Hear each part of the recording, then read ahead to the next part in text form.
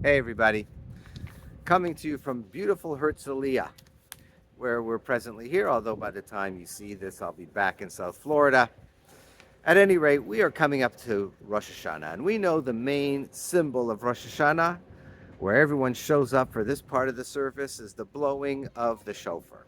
The shofar, and Rambam tells us, famous thing that he says in terms of the meaning behind the shofar, Uru, Uru, Yeshenim, wake up. It's a wake up call. We're sleeping, we're asleep at the wheel. Time to wake up, Rosh Hashanah. You know, in life, we get these wake up calls. There's certain times that things happen that kind of give us a kick in the behind, a slap in the face, that give us a perspective of what's important. These kind of chauffeur moments, if you will. So, a friend of mine, I saw him not too long ago. We got together, we studied. He was away for a few weeks. He always takes beautiful vacations in very exotic places and always sends really nice pictures. And I asked him how it was. And usually he relates to me, sorry for the screaming kids behind us. Usually he relates to me the events and what a wonderful time he had. But this time he was a lot more somber. And he said, actually, halfway through our vacation, it was very, very difficult. Why? In South Florida, it was very well known what happened, that there was not too long, about a month ago, where this tugboat was pushing a barge and it hit a sailboat where they were kids who were learning at a sail club. They were learning to sail, and young children, three young children, unfortunately died at this horrible, horrible tragedy. One of them was his youngest daughter's best friend. Best friend, 10 years old.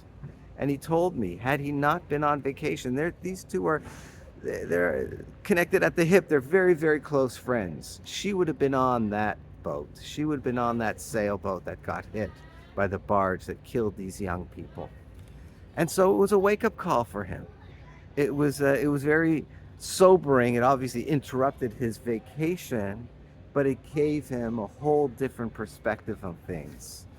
Not only dealing with his daughter's difficulty, but knowing that that could have been his child.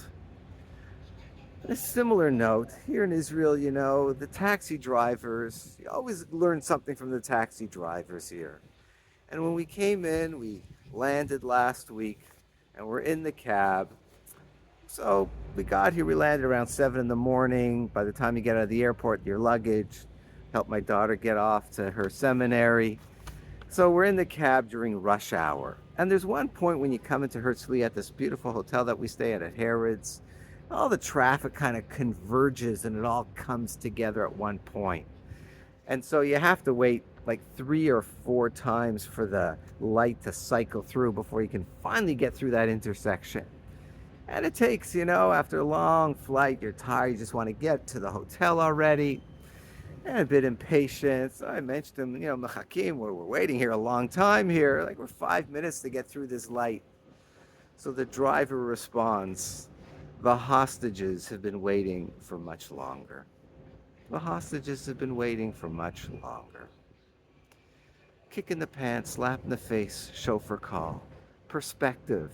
Yeah, big deal. 5 minutes waiting to get to your hotel in traffic, or 10 minutes, or 15 minutes.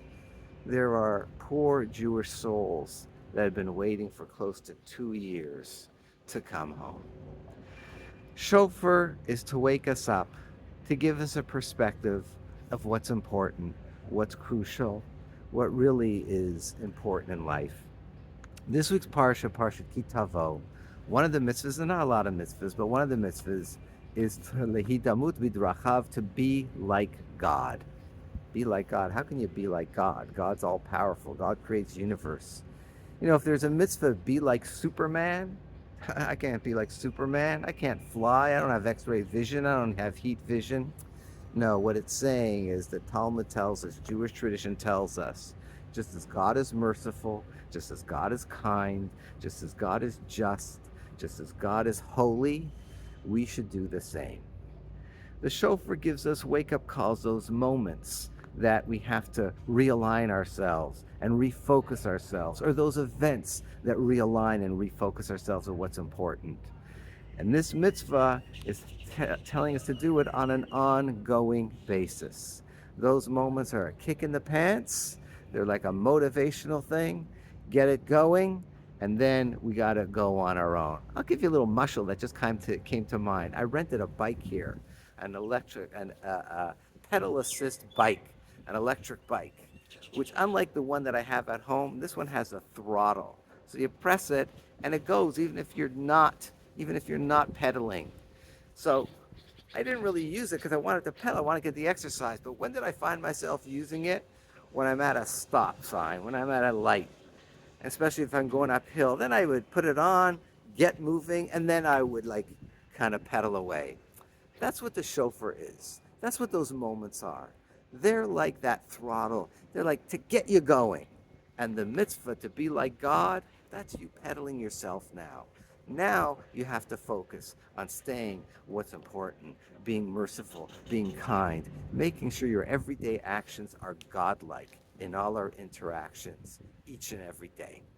Have a good Shabbat.